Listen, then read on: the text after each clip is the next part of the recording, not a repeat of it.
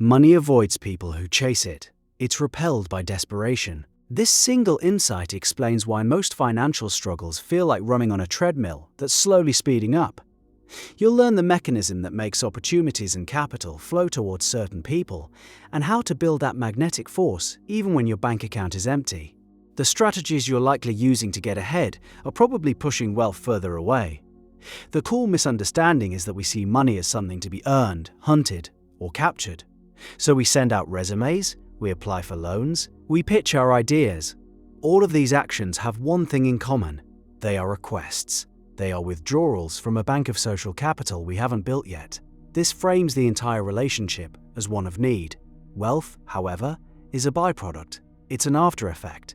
Money is the shadow cast by value. To get the shadow, you have to build the object. Imagine money behaves like gravity. You can't just pull it towards you through sheer force of will. Instead, you must build something with so much mass, so much density, that money has no choice but to fall into its orbit. The work is building the mass, the reward is the gravity. But how do you build this mass when you have no resources, no leverage, no starting capital? What does value even look like when it's just an idea in your head? You already have two primary currencies, and you spend them every single day. They are your time and your attention. Right now, you're spending them on this video. Later, you might spend them on social media, on a movie, on a news article. Most of life is structured around spending these two assets. This is consumption. The fundamental shift, the one that changes everything, is to stop being a consumer of these currencies and become an investor of them. You move from spending time to investing it. You move from paying attention to investing it. The person with no money who spends 3 hours a day learning a high-leverage skill, like copywriting or coding, or sales, is investing their time to create a new asset. The skill is the asset. The person who spends an hour a day sharing what they are learning online is investing their attention to build a network. The network is the asset. The person who finds small, tedious problems in their community or workplace and builds a simple system to solve them is investing their effort to build a reputation. The reputation is the asset. Was the last hour you spent online consumption or investment? Be honest with yourself. The answer to that question predicts your financial trajectory far more accurately than your current income.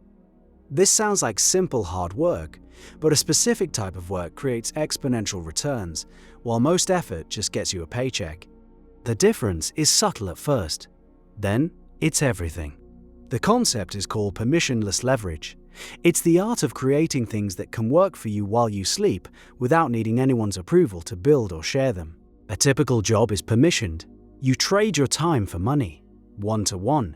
If you stop working, the money stops. You need your boss's permission to get a raise or change your role. The entire structure limits your output to the hours you are physically present. Permissionless leverage shatters that model. Write one deeply helpful article that solves a common problem in your industry. It can be read by 10,000 people while you're on vacation. 1 hour of work can create value for years. Record a clear video tutorial explaining a complex piece of software. It can teach people around the clock forever. Build a simple financial model in a spreadsheet and give it away as a free template. Every download is a testament to your ability to create clarity. These are assets. They decouple your input from your output. More importantly, they function as proof of work. A resume merely claims you have skills. A portfolio of assets you've built on your own time proves it. This is how you begin building mass. The asset itself is only the first part of the equation. The real power comes from what these public assets signal to the world. But who is actually watching, and what are they looking for? Everyone who matters. People with capital and opportunities are constantly scanning for signals of competence. They have problems they need solved, and they are searching for the problem solvers. Your public work is a lighthouse. It cuts through the noise of resumes and applications. It broadcasts your way of thinking, your dedication, and your ability to execute 20 to over hours a day. Think of the web developer who contributes to open source projects in their spare time. They aren't just writing code. They're creating a public record of their skill and collaborative spirit. Recruiters from major tech companies see this. They see the proof. They reach out. The developer isn't chasing jobs. Opportunities are flowing towards their demonstrated value. Or consider the junior marketing associate who starts a personal blog analyzing industry trends. They publish one thoughtful analysis each week. At first, nobody reads it.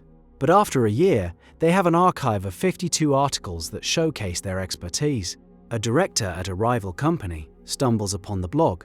They don't see a junior employee, they see a strategic thinker. The blog becomes the interview. An offer follows. This isn't luck, it's physics. The massive value grew to a point where its gravitational pull became undeniable. It attracted the opportunity. This process sounds slow, and it can be, but there's a specific technique that accelerates it dramatically. It involves taking the most common piece of career advice and doing the exact opposite. The common advice is to guard your best ideas. Keep them secret. Package them, protect them, and only reveal them once someone is ready to pay. The real accelerator is to give your best ideas away, for free. This seems profoundly counterintuitive. It feels like you're giving away the only thing of value you have. The mechanism, however, works on a different level. First, giving away a great idea proves that you have them. People who hoard their one good idea operate from a mindset of scarcity. They fear they'll never have another. People who share freely signal abundance. They know that the very act of sharing and discussing an idea helps generate new, better ones. Second, it builds a powerful reputation for generosity and expertise. You become known as a source of value, a person who helps others win. This is social capital, and it's more valuable than any single idea. Third, it attracts a network of smart, ambitious peers. When you share ideas publicly, other smart people will find them. They'll respond, critique, and build upon them. Suddenly, you're no longer thinking alone. You're at the center of a collaborative intelligence network that sharpens your own thinking. The feedback you receive is more valuable than any money you could have made selling that initial idea. Critics often ask, "What if someone steals my idea?" This is a valid fear rooted in a misunderstanding of where value lies. An idea is nearly worthless. Execution is everything. 10 people can have the same idea. The person who builds it, tests it, and iterates on it is the one who creates the value. By putting your idea out there, you are publicly time-stamping it and starting the execution process in the open. You attract allies and collaborators, while the person who tries to steal it is left to execute alone without the network you just built. Your public work becomes a filter. It attracts the right people and the right opportunities for you specifically. But what kind of opportunities are we even talking about? They rarely look like a simple job offer or a check. The first returns on your investment of time and attention are almost always paid in a different currency: access. The value you create acts as a key. It unlocks doors to rooms you couldn't get into before. That niche blog you wrote might get you an invitation to a small private conference with leaders in your field. That free tool you built might lead to an email from a respected engineer offering to mentor you.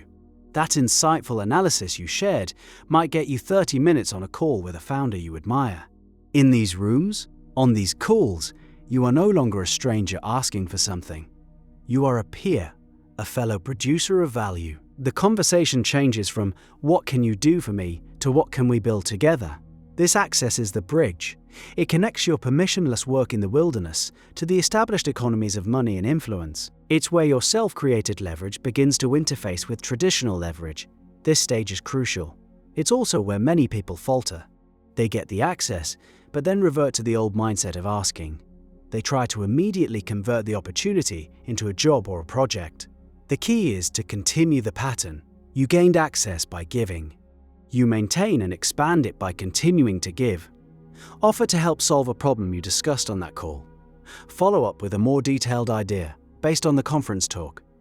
Keep adding value to the new network you've entered. This is how you transition from someone with interesting ideas to someone who makes things happen. That's the point where value solidifies into something tangible. And the most tangible form it takes is often a surprise. The most powerful asset you build is judgment. It's the refined ability to see situations clearly, to understand systems, to know what's important and what's noise. This is the asset that truly commands high compensation. Judgment isn't something you can learn from a book, it's forged. It is the byproduct of all the work you did for free. It comes from the 1,000 tiny decisions you made while building your project. It comes from the feedback you received on your public ideas. It comes from the mistakes you made and corrected when nobody was watching. It's the residue of 1,000 iterations. This is what an employer or an investor is actually buying. They aren't just buying your accumulated judgment about what to build and how to build it. They are buying your taste. They are buying your perspective. This is why the person who has only worked for others often has a ceiling on their earnings. They have been executing someone else's judgment. The person who has built their own projects, even small ones, has been training their own.